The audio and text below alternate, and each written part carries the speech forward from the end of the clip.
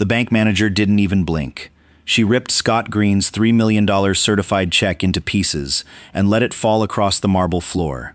As security grabbed the calm black single dad by the arm, and customers lifted their phones to record what they thought was another fraud, Scott looked her in the eyes and said only one sentence: "You're going to wish you'd verified it first." 90 seconds later, the front doors opened, and the one man who recognized him called him sir. If this story pulled you in, go ahead and subscribe so you never miss the next one. I've got another unforgettable story coming your way soon. Before we jump back in, leave a comment and let me know where you're watching from. I always enjoy seeing how far these stories travel and who's listening from around the world. Now, let's get back to the story. Scott Green walked into Harrington Trust at 2:47 on a Thursday afternoon and never once thought about the time. The lobby was the kind of quiet only new money builds. Marble floors that had never seen a scuff. Brass fixtures polished by someone who probably wasn't paid enough to polish them that well. Scott had been in that lobby a dozen times before, always for the same reason: to move money that made other people's lives possible. Today, the folder under his arm held a certified check for $3 million. He wore a brown blazer he'd bought off the rack 4 years ago, and a watch that told time and nothing else. Nobody looked twice at him walking in, which was exactly how he liked it. Melissa Carter looked twice. She was behind the executive counter, the section reserved for clients who moved real money, and she watched Scott the way you watch someone who's wandered into the wrong building. Not rude yet, just certain. "Can I help you?" she asked, in the tone people use when they already know the answer is no. Scott set the folder on the counter and opened it. "I'd like to deposit this." Melissa looked down. Then she looked up, and something in her face closed like a door. "Where did you get this?" "From the sale of part of my company," Scott said. "It's certified. You're welcome to call the issuing bank." She didn't call anyone. She turned the check over twice, like she was hoping to find something wrong with it that hadn't been wrong with it the first time. A young teller a few feet away, Rachel Owens, glanced over and started to say something. Melissa cut her off with a look before a single word came out. "I'm going to need you to explain this," Melissa said, louder now, loud enough that a woman near the window lowered her phone from her ear to listen instead. "There's nothing to explain," Scott said. "The funds are legitimate. I can show you identification, account records, whatever you need. People like you don't walk in here with $3 million. She said it plainly, like a fact she'd known her whole life, and the room went a little stiller around them. A man near the entrance stopped mid-sentence to his wife. Somebody's phone came up, angled just enough to catch the counter. Scott didn't raise his voice. He never did. "I offered to let you verify it." "I don't need to verify anything. I know exactly what this is." And then she tore it. Not carefully, not like someone double-checking a mistake. She ripped it straight down the middle, then again, and let the pieces fall over the counter and onto the floor between them, drifting the way paper does when nobody's in a hurry to catch it. For 1 second, nobody in that lobby made a sound. Then the whispers started, and the phones that had been half raised went all the way up. A security officer, Daniel Ross, started toward them, more out of habit than any real threat he'd seen. Scott hadn't moved, hadn't raised a hand, hadn't said a single word above a normal speaking voice. But policy was policy, and Daniel put a hand on his arm, gentle, apologetic almost, like he already suspected he was on the wrong side of whatever this was. Scott looked down at the torn pieces scattered across the marble. $3 million in shreds at his feet. He didn't argue. He didn't reach for his phone to call a lawyer. He just looked back up at Melissa, and when he spoke, his voice was almost gentle, which somehow made it worse. "You're going to wish you'd verified it first." Melissa laughed, short and sharp, the kind of laugh that's really just nerves wearing a confident face. "Is that a threat?" "No," Scott said. "It's just true." Rachel had gone pale behind the counter. She looked like she wanted to say something, and couldn't find the courage to say it twice in one afternoon. Daniel's grip on Scott's arm hadn't tightened, but it hadn't let go either, and together they started walking toward the door, past customers who were still filming, still whispering, still certain they knew exactly what they were watching. Nobody in that lobby knew who Scott Green actually was. Nobody knew about the company he'd built out of one delivery van and a stack of invoices he used to write out by hand.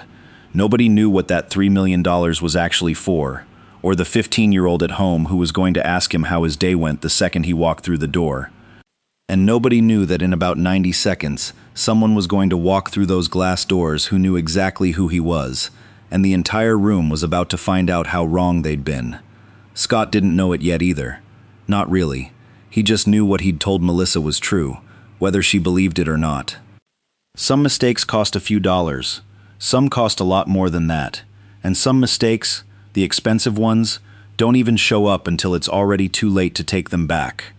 If you've ever been judged by someone who never bothered to learn your name first, stay with me. Because what happens next in this lobby is the reason this story exists at all.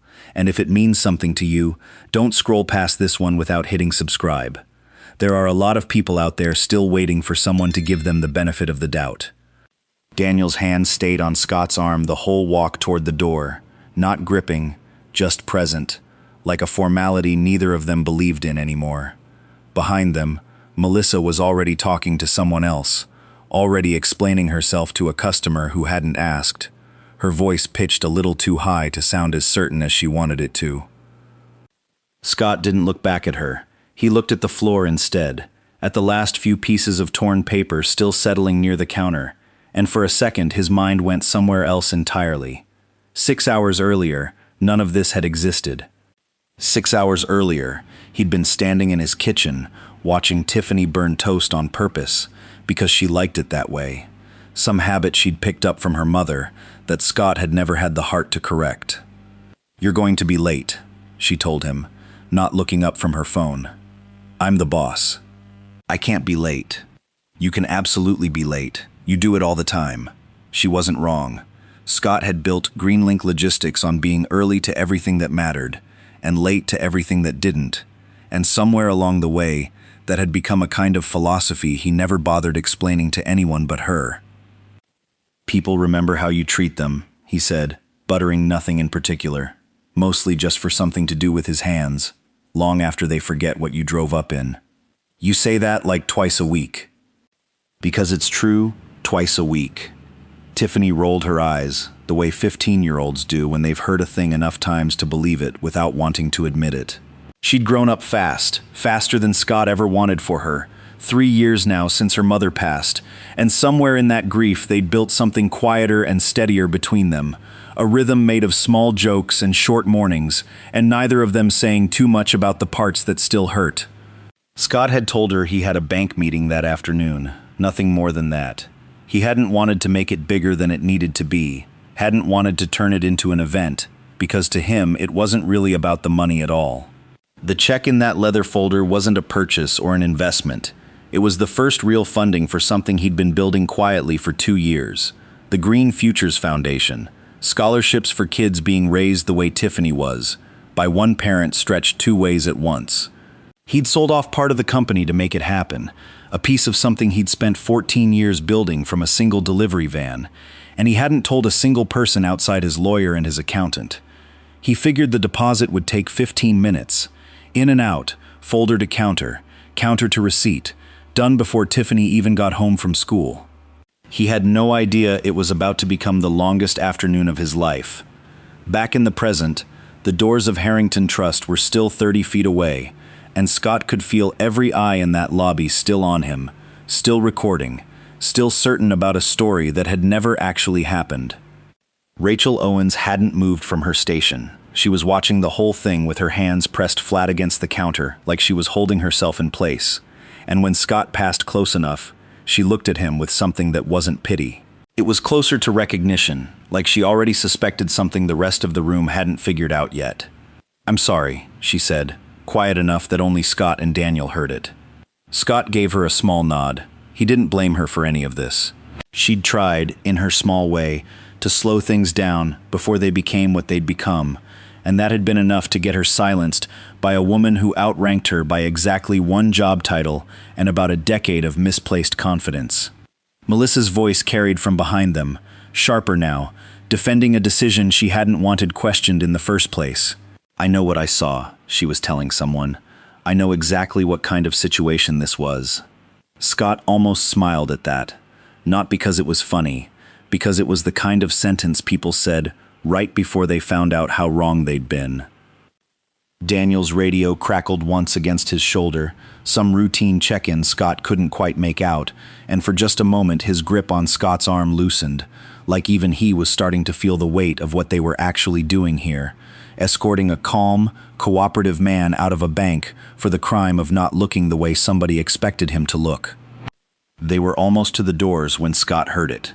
Not words yet, just the sound of the entrance sliding open, the soft mechanical hush of glass parting, followed by footsteps that moved differently than everyone else's in that lobby. Faster, more certain, the walk of someone who'd been in this building 1,000 times and never once had to wonder if he belonged. Scott didn't turn around, not yet. But behind him he heard the footsteps stop, dead stop, the kind that only happens when someone sees something they weren't expecting to see, something that doesn't match up with whatever they walked in here already thinking about. And then, quiet at first, almost like the man wasn't sure he was allowed to say it out loud in the middle of all that chaos. "Mr. Green?" William Harrison stood just inside the entrance, briefcase forgotten at his side, staring at Scott like the rest of the lobby had simply stopped existing. Nobody moved for a second. Daniel's hand was still loosely on Scott's arm, though neither of them seemed to remember why anymore. "Mr. Green," William said again, and this time his voice found its footing. He crossed the lobby in a few quick strides, ignoring the phones still raised around him, ignoring Melissa entirely, and reached out with both hands like he was greeting someone he'd been worried about seeing under exactly these circumstances. "Sir, I had no idea you were coming in today. If I'd known." He stopped himself, looked past Scott toward the counter, toward the scattered pieces of paper still catching the light on the marble floor, and his expression changed entirely. "Is that—" He didn't finish the question. He didn't need to. Scott looked at him steadily. "It was a certified check, $3 million. William's jaw tightened. He turned, slowly, toward Melissa, who had gone very still behind the counter, the confidence draining out of her posture in real time.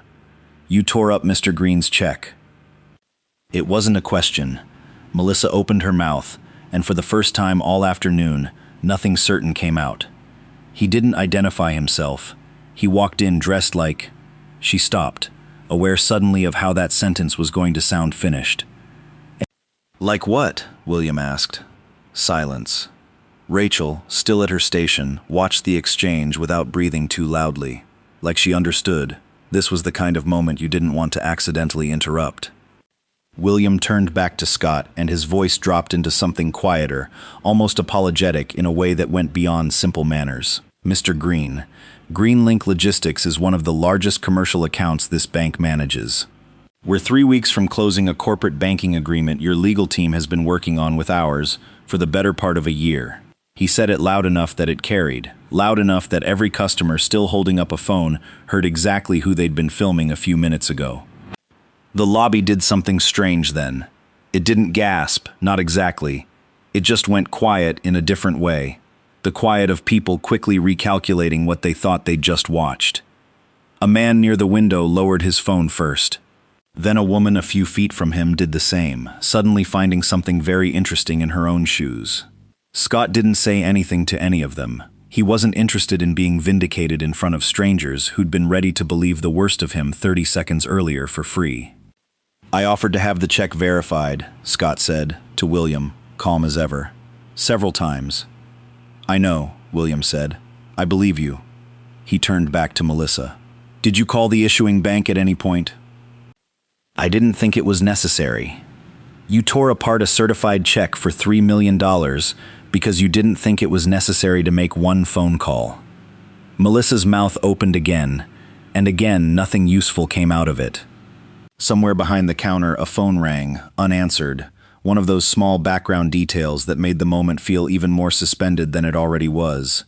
Daniel finally let go of Scott's arm completely, stepping back like he wasn't sure what his role was supposed to be anymore. Nobody had told him to release Scott. He'd simply understood, the way everyone in that lobby was starting to understand, that something had gone badly wrong long before he'd ever put a hand on anyone. William knelt, without seeming to think about it, and picked up one of the torn pieces of paper from the floor.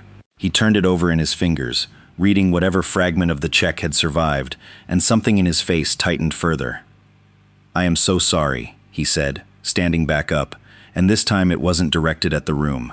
It was directed at Scott, specifically, like an apology that mattered because of who was receiving it and not because of who might be watching. Scott took a slow breath. He wasn't interested in making William feel worse than he already did, and he wasn't interested in performing forgiveness for an audience either. He just wanted the truth of what happened to be visible, plainly, without anyone softening it for comfort. "I came in to make a deposit," Scott said. $3 million for a foundation I've been building for 2 years. I offered identification. I offered account information. I offered to have someone here call the issuing bank directly, and I was told, in front of this entire room, that people like me don't carry that kind of money. The words landed harder than anything Melissa had said all afternoon, mostly because there was no heat in them at all. Just fact, laid out plainly, the way Scott laid most things out. William turned to the room, to the dozen or so people still standing there with their phones lowered now, looking somewhere between embarrassed and unsure what to do with themselves. "I need everyone to stay exactly where you are," he said. "Nobody leaves. Nobody touches anything on that floor." He looked back at Scott one more time, and something passed between them. Not forgiveness yet, not anything close to resolved, just an understanding that whatever happened next in this lobby was going to matter a lot more than either of them had expected 15 minutes ago. "Mr. Green," William said quietly, "please, give me a chance to make this right." William didn't wait for security or corporate legal or anyone above him. He turned to the room and started dismantling the story, piece by piece, out loud, right there in the lobby. "I want to know exactly what happened here," he said. "Not what anyone assumes happened, what actually happened." Nobody spoke at first. The customers who'd been filming 10 minutes ago suddenly found their phones very heavy in their hands, like holding on to the footage now felt like holding on to evidence against themselves instead of Melissa. It was Rachel who broke the silence.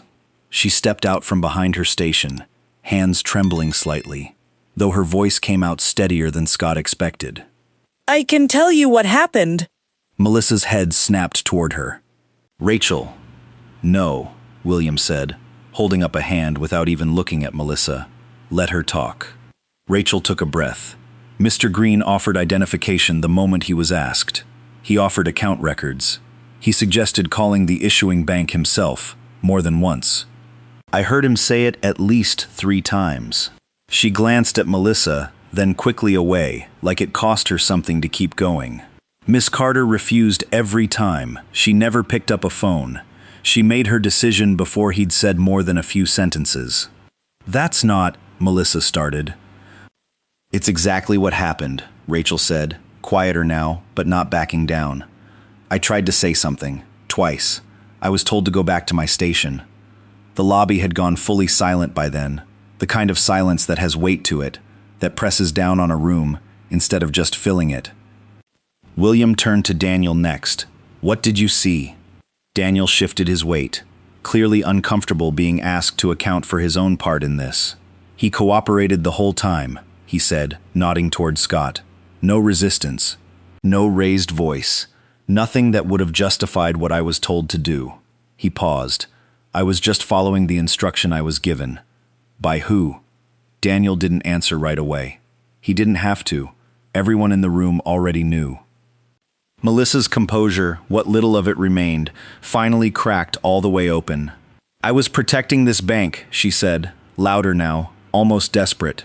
"Do you have any idea what it looks like if we let just anyone walk in here, claiming to have millions of dollars?" "I was doing my job." "No," William said, and there was nothing gentle left in his voice at all. "You were protecting your own assumptions. That's not the same thing, and you know it." Nobody in the lobby said anything to defend her. The same customers who'd whispered about Scott 20 minutes earlier now stood there watching Melissa unravel in real time, and something about their silence felt heavier than anything they could have said out loud. Scott stood off to the side through most of it, arms loosely crossed, saying nothing he didn't need to say. He wasn't interested in piling on. He'd learned a long time ago, mostly from watching his late wife handle difficult people with more patience than he ever could have managed himself, that the truth rarely needed help once it started speaking for itself. He thought of her then, briefly, the way he still did sometimes in moments like this. Not sad exactly, just present, like she was somewhere close enough to notice how he was handling things. Character isn't revealed when life is easy, she used to tell him. It's revealed when someone gives you every reason to stop being decent. Scott exhaled slowly and let the thought pass. William was already moving into the next part of it, phone out, talking quietly to someone on the other end, about incident reports and internal review, about pulling security footage before anything conveniently disappeared. He asked Melissa, without much softness left in the request, to hand over her badge and her office keys. She stared at him, like the words hadn't fully landed yet. "Effective immediately," William said. "Pending review." "You can't be serious." "I've never been more serious about anything today." The room watched her hands shake as she unclipped the badge from her blazer.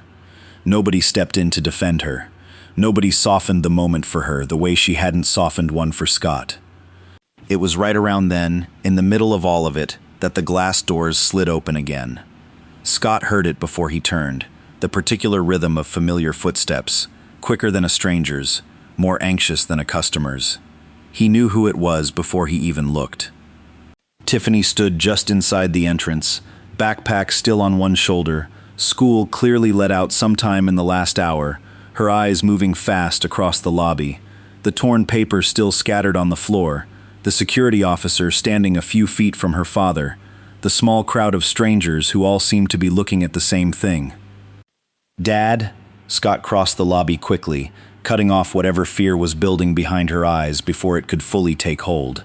"Everything's all right," he said, keeping his voice steady the same way he had all afternoon.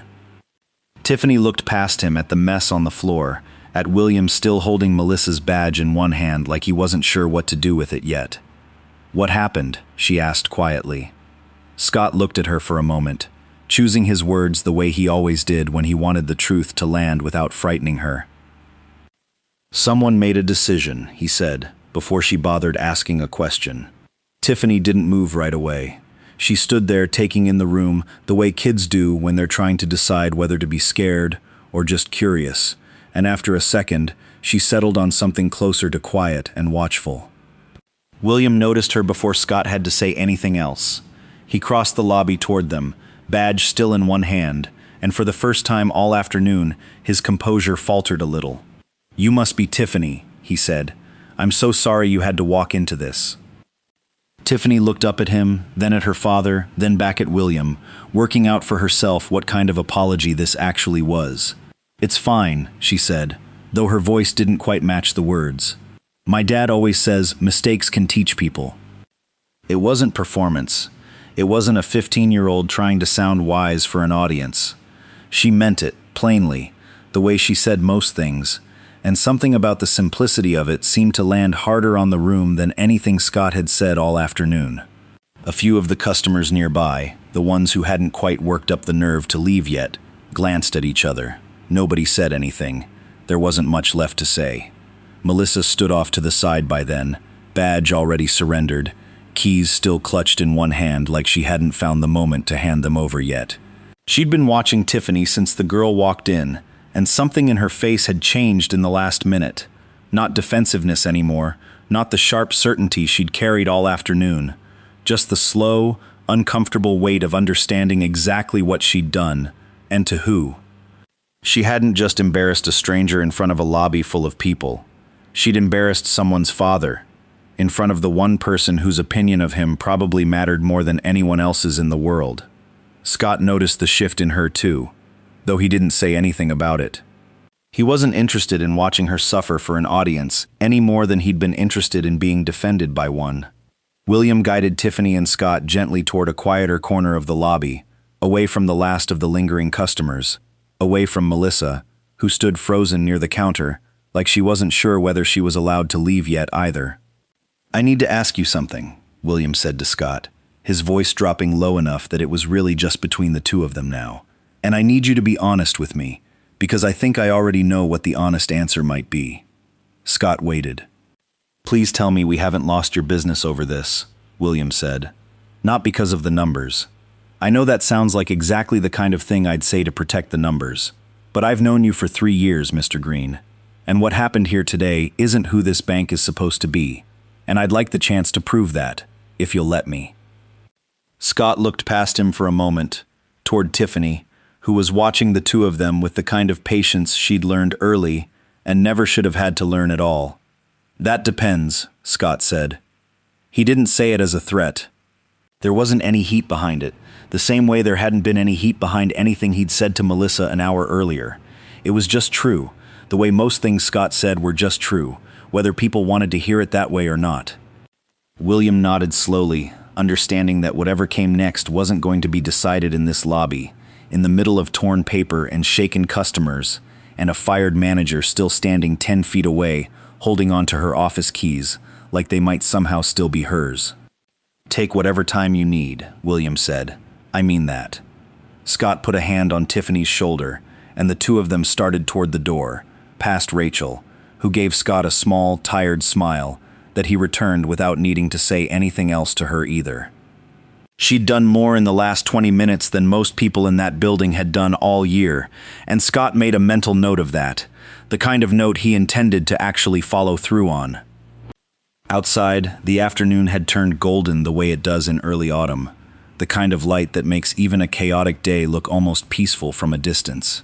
Scott and Tiffany walked toward the parking garage without saying much at first, both of them still processing the last hour in their own separate ways. Are you okay? Tiffany finally asked, glancing up at him. Scott considered the question honestly before answering it. I'm okay, he said. I think I'm more curious than upset, honestly. Curious about what? About what happens next.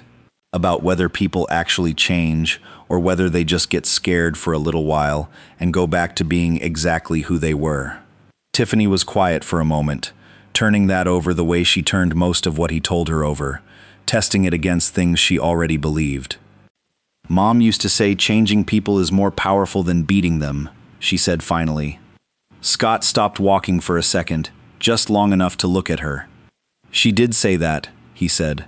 I forgot she said that. I didn't. They reached the car in silence after that, and Scott sat behind the wheel for a moment before starting the engine, thinking less about the $3 million scattered across a marble floor and more about the woman who used to say things like that, the woman who would have known exactly what to do with an afternoon like this one. He started the car. Whatever came next, he already knew it wasn't going to be about revenge. It never really had been. If watching Scott stay calm while an entire room turned on him got to you, that's exactly why this channel exists. Hit subscribe now, because what happens to the people who stayed silent in that lobby is coming, and you don't want to miss it. That evening, the house was quieter than usual. Tiffany had gone up to her room not long after they got home, leaving Scott alone in the kitchen with a cup of coffee he wasn't really drinking, just holding on to for something to do with his hands. He kept replaying pieces of the afternoon, not the check tearing, not even Melissa's voice telling him people like him didn't carry that kind of money. What kept surfacing instead was Rachel's face when she stepped forward to tell the truth, and the particular way her hands had been shaking while she did it anyway. Courage rarely looked like the movies made it look. Usually it just looked like somebody scared, doing the right thing anyway. Around 8, Tiffany came back downstairs in sweatpants, dropped onto the stool across the kitchen island, and studied her father for a moment before saying anything. "You're doing the thing?" she said. "What thing?" "The thing where you go quiet and think everything through 4 times before you say it out loud." Scott almost smiled. She wasn't wrong. "I'm trying to figure out what to do about tomorrow." "About the bank?" "About the bank." Tiffany picked at the edge of the counter for a second, working something out in her own head before she said it. "You could sue them, or go somewhere else. Everyone would probably understand." "They would," Scott agreed. "But you're not going to do that." It wasn't a question. She knew him well enough by now that it didn't need to be. "I keep thinking about your mom," Scott admitted, "about the things she used to say. Changing people is more powerful than beating them. That one." Tiffany was quiet for a second. "I think revenge feels good for like a day," she said, slower now, like she was working the thought out as she spoke it. "And then it's just over, and nothing actually changed. But if you make them fix it, really fix it, that helps people who aren't even born yet." Scott looked at his daughter for a long moment, struck, not for the first time, by how much of her mother lived on in the way she thought about things. "When did you get so smart?" he asked. "I've always been this smart. You're just now noticing, because I said something you agree with." He laughed, actually laughed, the first real laugh of the day, and something in his chest loosened slightly for the first time since he'd walked out of that bank. The next morning, he met William in a private conference room 3 floors above the lobby where all of it had happened. William looked like he hadn't slept much, dark circles under his eyes, a stack of printed incident reports sitting on the table between them like an offering. "I want to make this right," William said, before Scott had even sat down. "Tell me what that looks like to you." Scott had thought about this all night, and he didn't waste time working up to it. Mandatory customer service retraining, for everyone, not just whoever's directly involved, Scott said. A real complaint review process, one that isn't handled internally by whoever's being complained about. Verification procedures that don't depend on somebody's personal judgment call. And I want your bank to fund financial literacy programs in communities that don't usually get invited into rooms like this one. William was already writing, nodding along with each item like he'd been half expecting most of it. "Done. All of it. Anything else?" "Rachel Owens," Scott said. "She tried to stop this before it happened. Twice. She was the only person in that entire lobby who did anything right yesterday, and she got told to go back to her station for it." "I was already planning to talk to her," William said. "What did you have in mind?" "Something better than a teller position. She's got instincts most people spend years trying to develop. Put her somewhere she can actually use them, training new employees maybe. Somebody who teaches people what she already understands without needing to be told." William made a note of it, underlined it twice. "I'll set up a meeting with her this afternoon." They talked for another 20 minutes after that, working through details, timelines, who would oversee what. By the end of it, William extended his hand again, the same way he had in the lobby the day before, except this time there was nothing apologetic left in it, just relief. "Thank you," William said, "for giving us the chance to fix this instead of just walking away." "I'm not interested in walking away," Scott said. "I'm interested in making sure the next person who walks into that lobby dressed like I was doesn't have to go through what I went through yesterday." He left the meeting a little after 11, and by the time he got back to his car, his phone had already buzzed twice. One message from his lawyer confirming the paperwork on the new partnership terms, and one from an unknown number he didn't recognize at first. It was a letter, forwarded through the bank's internal messaging system. 1 page, handwritten, from Melissa Carter. She wasn't asking for forgiveness. She wasn't asking for her job back. She was simply admitting, plainly, what she'd done and why it had been wrong, in the kind of language people only use when they've actually sat with something long enough to understand it. Scott read it twice, sitting in his car in the parking garage, and then he folded it and put it in the glove compartment. He never responded to it. Some things, he figured, were meant to speak for themselves. Rachel almost didn't recognize her own name when William's assistant called to schedule the meeting. She'd spent the entire night before replaying the day in her head, certain she'd end up written up for insubordination, certain that speaking up twice against Melissa was the kind of thing that followed you around a workplace long after the person you'd spoken up against was gone. She walked into William's office that afternoon expecting a warning. She got something else entirely. "I want to talk to you about a new role," William said, gesturing for her to sit. Rachel blinked. "A new role. Training and development. You'd be working with every new hire that comes through this branch and 2 others in the region, teaching them what good judgment actually looks like at the counter." He paused. "Which, based on yesterday, you clearly already understand better than most people who've been doing this for a decade." Rachel didn't know what to say at first. She'd expected consequences, not opportunity, and it took her a moment to trust that the two weren't the same conversation in disguise. "Mr. Green suggested it," William added. "Specifically." He said your instincts shouldn't be wasted at a teller window. Something in Rachel's chest tightened at that, in the good way. The way it feels when someone you barely know goes out of their way to notice something about you that you didn't think anyone had seen. "I'd like to accept," she said. "Good, because I already told him you would." Word of what happened in that lobby moved through the bank fast, the way these things always do, whispered between departments before any official statement went out. Some employees felt vindicated, having always suspected something was off about how Melissa ran her branch. Others felt uneasy, wondering how many smaller versions of the same mistake had happened before, quietly, without anyone important enough walking through the door at the right moment to expose it. William didn't wait for that discomfort to fade on its own. Within a week, he'd scheduled the first round of mandatory retraining sessions across every branch in the region, built partly around a simple question Scott had asked him during their meeting. What would it have cost you to just make the phone call? It became something close to a mantra in those sessions. Verification wasn't an inconvenience. It was the entire job. Rachel led the first session herself, nervous at first, her voice a little unsteady the way it always was under pressure, but steadier by the end than she expected. She didn't lecture anyone. She just told them what she'd watched happen in that lobby, plainly, without dramatizing it, and let the story do the rest of the work. Scott heard about the sessions secondhand, through William, who'd taken to updating him weekly, whether Scott asked for it or not. He appreciated the updates without needing them. He wasn't checking up on the bank out of suspicion. He was just curious, the way he'd told Tiffany he was, about whether people actually changed or just got scared for a little while. So far, it looked like the former, and that mattered to him more than any apology could have.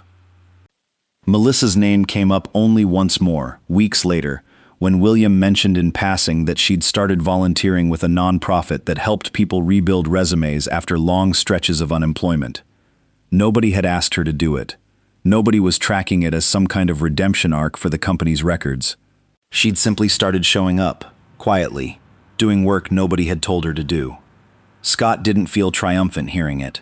He didn't feel much of anything, honestly, beyond a kind of distant relief that something useful had come out of an afternoon that could have easily just stayed ugly and stayed pointless. At home, Tiffany had taken an interest in the foundation that went well beyond curiosity. She started asking Scott real questions about it, how scholarships would be selected, what kind of support kids would actually need beyond just tuition money, whether there'd be mentorship built into the program or just a check with no relationship attached to it. "You can't just hand someone money and expect that to fix everything," she told him one evening, halfway through her homework, not even looking up. "People need someone who actually shows up too." Scott set down what he was reading. "You sound like your mother. You keep saying that like it's a bad thing." It's never a bad thing. By the time the Foundation's first scholarship cycle opened for applications, months had passed since the afternoon in that lobby, and the story had mostly faded from anyone's daily conversation, except the people it had actually changed. Rachel was 3 sessions deep into her new role, and already being asked to help design training material for branches outside the region. William had quietly become one of the loudest internal advocates for the verification reforms Scott had asked for, treating them less like a settlement and more like something he genuinely believed in now. Scott still drove the same SUV, still wore the same kind of unremarkable blazers, still woke up most mornings to the smell of slightly burnt toast and a 15-year-old rolling her eyes at whatever wisdom he tried to pass off before 7 a.m. Nothing about how he lived had changed at all. But somewhere in a marble lobby he rarely thought about anymore, something had. And that, more than any apology, more than any settlement, more than anything Melissa could have written in a letter he never answered, was the part of the whole afternoon that had actually mattered. The first scholarship applications came in faster than Scott expected. He'd budgeted for maybe 50 submissions in that first cycle, a modest start for a foundation nobody outside his own circle had heard much about yet. By the second week, the number had climbed past 300, and by the deadline, it sat just under 600. Single parents and their kids, from 3 different states, all applying for something that had started as $3 million, scattered across a bank lobby floor.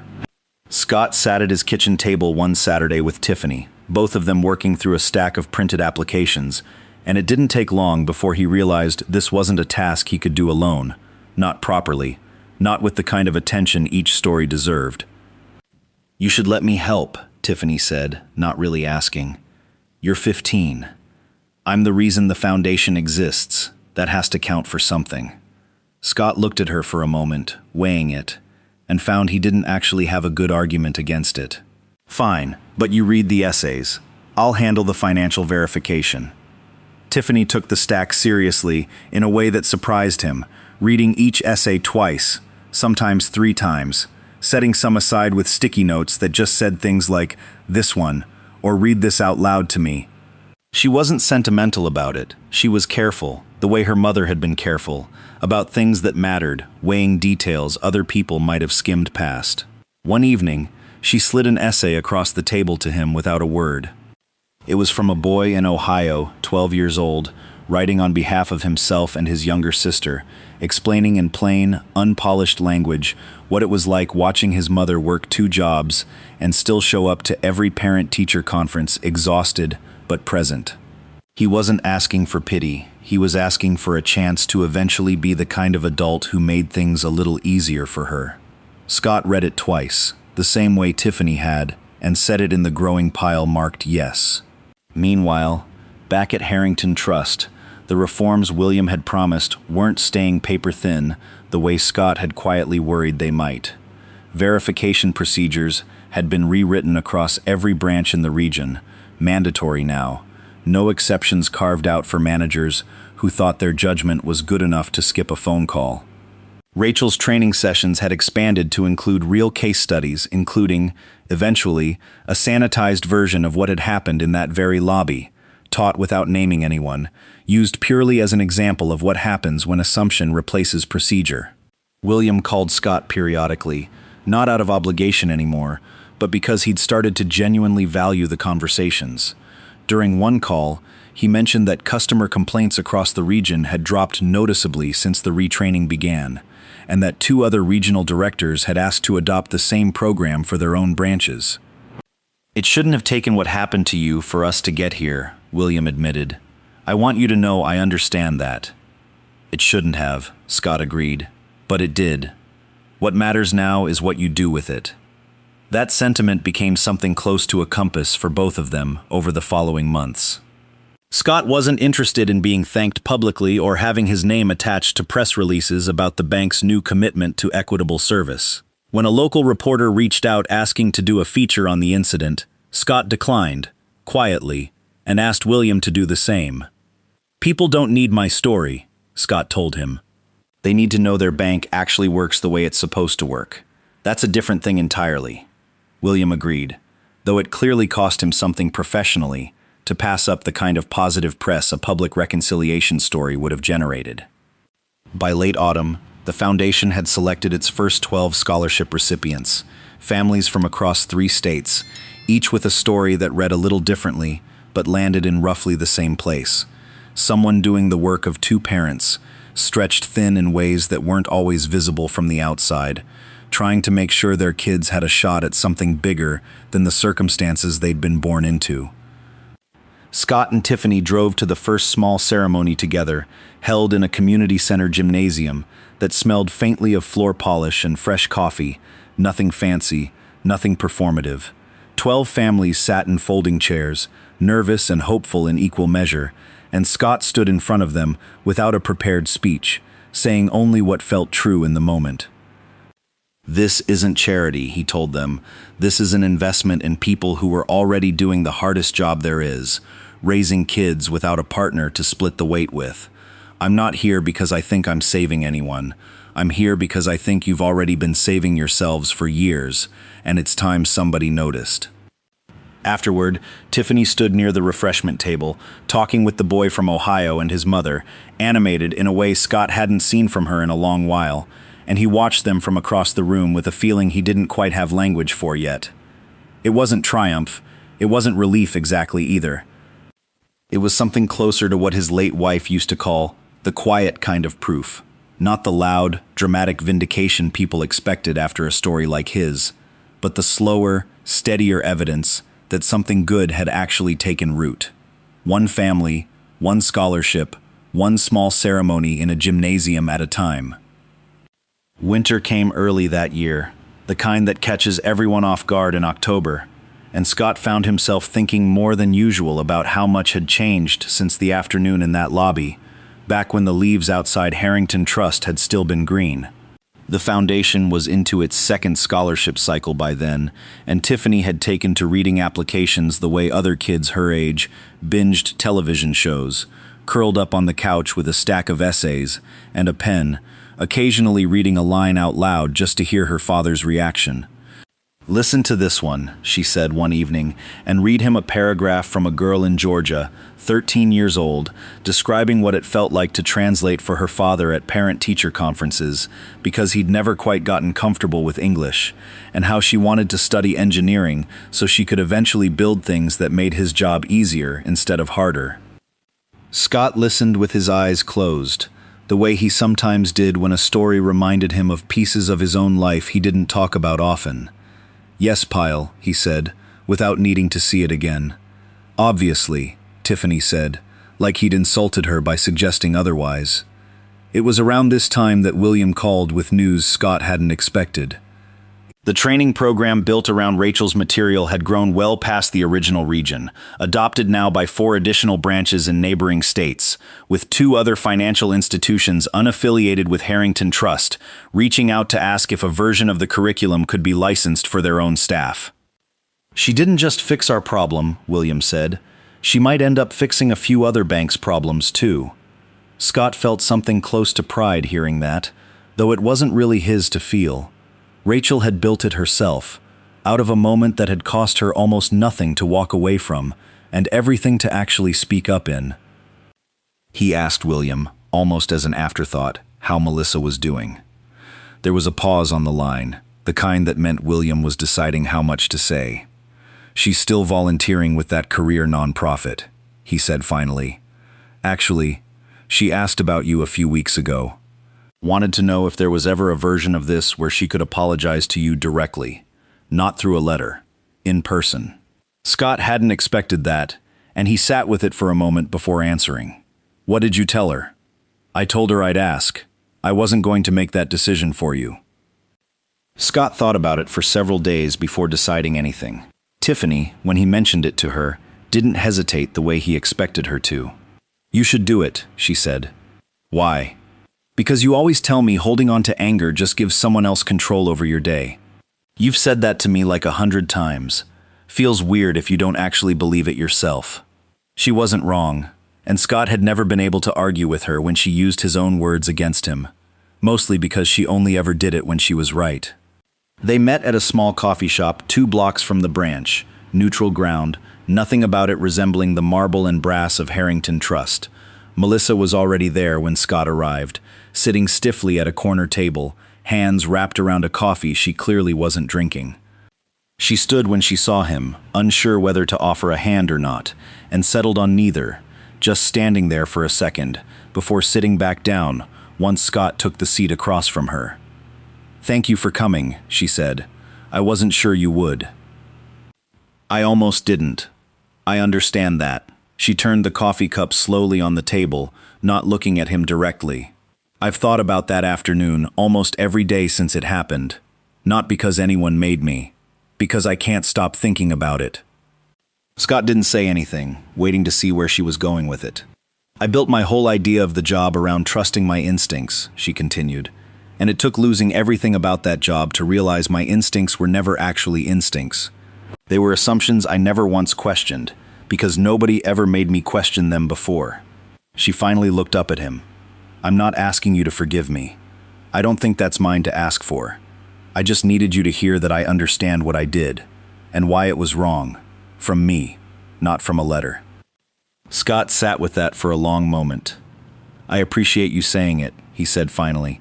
"I'm not interested in punishing you further than what already happened. That's never been what this was about for me. I know. William told me what you asked for afterward. The training, the scholarships." She almost smiled, though it didn't quite make it all the way there. "Most people would have wanted the opposite, would have wanted me to disappear entirely. Most people would have, Scott agreed. But disappearing doesn't fix anything. It just moves the same mistake somewhere else, to someone else, later. They talked a little longer after that. Nothing dramatic. Mostly just two people who'd been through something together, even from opposite sides of it, figuring out how to close the door on it without slamming it. Melissa mentioned the non-profit work, tentatively at first, like she wasn't sure it counted for anything, and Scott told her, honestly, that it counted for quite a lot. When they parted outside the coffee shop, there wasn't a hug, wasn't anything performative. Just a quiet nod between two people who understood each other a little better than they had an hour earlier. That evening, Scott told Tiffany about the conversation over dinner, and she listened carefully, the way she always did when something mattered. "Do you feel better?" she asked. Scott considered it honestly before answering. "I feel finished with it," he said, which might be the same thing. Tiffany nodded, satisfied with that answer in a way that made Scott think, not for the first time, that she understood these things more naturally than he ever had. "Mom would be proud of you," she said quietly, not looking up from her plate, "for choosing this instead of the other thing." Scott didn't trust his voice enough to respond right away. He just reached over and squeezed her hand once, and let the moment sit there between them, quiet and complete, the way the best ones usually were. Spring came back around the way it always does, quietly at first, and then all at once, and Scott found himself standing in front of Harrington Trust again on a Tuesday afternoon, nearly a year after the day the check had been torn apart in that same lobby. He hadn't planned the timing, it just happened to fall close to the anniversary, close enough that he noticed it while getting ready that morning, close enough that Tiffany noticed it too. "You want me to come with you?" she'd asked, already reaching for her jacket before he'd even answered. "You don't have school?" "It's a half day, and also, I wasn't really asking permission." Scott smiled and let her come. The lobby looked the same on the surface, the same marble floors, the same brass fixtures, the same quiet hum of a place that handled other people's money for a living. But something about the atmosphere felt different the moment they walked in, something Scott noticed before he could quite name it. People looked up when customers walked in now, actually looked up, made eye contact, offered the kind of small acknowledgement that used to be missing entirely from places like this. A teller near the door greeted an elderly man walking with a cane, patient and unhurried, guiding him toward a chair before he'd even asked for one. Rachel spotted them first, coming out from behind a training desk set up near the back of the lobby, a small placard reading "New Employee Development," propped beside a stack of manuals Scott recognized as the material she'd built out of everything that happened that day. "Mr. Green," she said, smiling in a way that had grown more confident over the past year. "Tiffany, it's good to see you both." "How's the program going?" Scott asked. "Better than I expected, honestly. We've got 2 more branches adopting it next quarter." She glanced toward the training desk. "I still can't believe this is my actual job now." "You earned it," Scott said. "Don't let yourself forget that part." Rachel nodded, something quietly grateful passing behind her eyes, and gestured toward the private offices at the back. "William's expecting you. He mentioned you were coming in today." William met them at his office door, looking noticeably lighter than he had a year earlier, the tension that used to sit permanently in his shoulders mostly gone now. "Mr. Green, Tiffany, come in please." They spent a few minutes catching up on the Foundation's progress, the 3rd scholarship cycle now underway with nearly 900 applications, more than double the first year's number. William listened with genuine interest, not the polished attentiveness of someone managing a business relationship, but something that had become real over the past 12 months. "I wanted to show you something," William said eventually, standing and gesturing for them to follow him back out into the lobby. He led them toward the same counter where everything had happened, though it looked different now. A small, understated plaque mounted discreetly on the wall nearby, easy to miss unless you were looking for it, reading simply, "Every customer deserves to be heard before they're judged." "It's not much," William admitted. "I didn't want anything flashy, just something that stays here, permanently, so nobody forgets why the procedures changed in the first place." Scott studied it for a moment, feeling something settle in his chest that he hadn't expected to feel, something between closure and quiet satisfaction. "It's enough," he said. They were still standing there a few minutes later when the front doors slid open, and a man walked in wearing a worn jacket that had clearly seen a few winters, carrying a folder that looked thin and slightly creased at the corners, the kind of folder that held something important to somebody, even if it didn't look impressive from the outside. Scott recognized something in the way the man carried himself, a little unsure, a little braced for the wrong kind of attention, the same posture Scott himself had worn walking into this exact lobby a year earlier. Rachel noticed him too, and moved before anyone else in the lobby had a chance to react the wrong way. She crossed the floor quickly, warmly, offering a smile before the man had even reached the counter. "Good afternoon. What can I help you with today?" The man hesitated for half a second, clearly expecting to have to explain himself before receiving basic courtesy. "I need to make a deposit," he said. "It's a little complicated. I run a small landscaping company, and this is—" "Let's take a look," Rachel said, already reaching for the folder, no hesitation, no suspicion sitting behind her eyes. "Walk me through it. I want to make sure we get this right for you." Scott watched from a distance, Tiffany beside him, and felt something in that small exchange land harder than any apology or reform he'd pushed for over the past year. "That's it," he said quietly, mostly to himself. "That's the whole point." Tiffany looked up at him. "What is?" "That," Scott said, nodding toward Rachel and the man at the counter, already deep into a conversation that clearly wasn't going anywhere near what Scott had experienced. Nobody in this lobby is deciding who he is before they know anything about him. Tiffany watched the exchange for a moment too, quiet in the way she got when she was actually thinking something through, instead of just reacting to it. "You didn't do this so people would treat you better," she said slowly. "You did it so they'd treat him better." Scott looked at his daughter, struck again by how naturally she landed on the parts of things that mattered most. That's exactly it.